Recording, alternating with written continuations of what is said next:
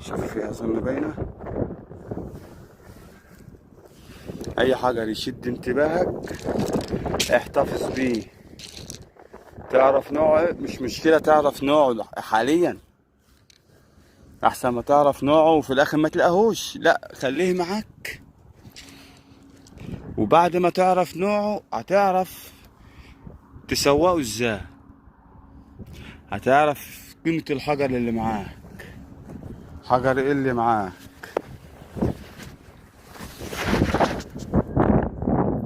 طبعا ده نوع من انواع الروس كوارتز، عندهم قيمة ارمي.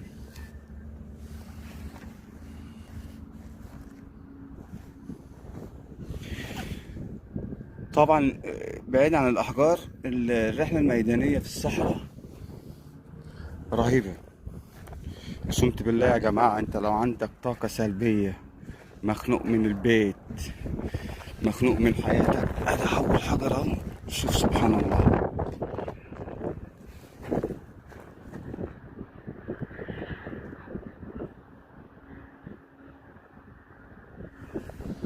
ده نوع من انواع العقيق. قلت له ما بجيبش الا عقيق. ما هو اللي موجود حاليا، اللي موجود حاليا في مصر العقيق. طبعا سامحونا على التصوير يا جماعه، انا مش عارف التصوير مظبوط ولا مش مظبوط ولا ايه. يعني يعتبر انا جديد على الميديا برضك، فاعذروني. اللي عايز يستفيد هيستفيد. شوف الحجر. اه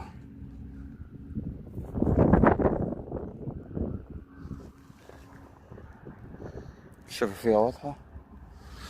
الحجر التاني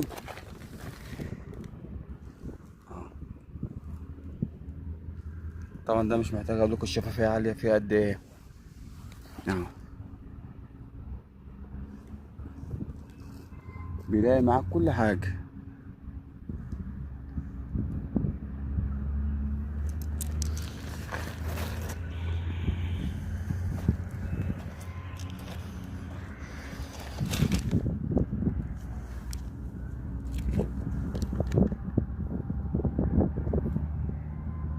شوف الحجر عامل ازاي سبحان الله. ده عقيق. هي الرحلة باين عليها تبقى كلها عقيق. والله نفسي يبقى في انواع تانية، بس هي المتاحة حاليا. شوف الحجر ده زي ما هو كده على الارض.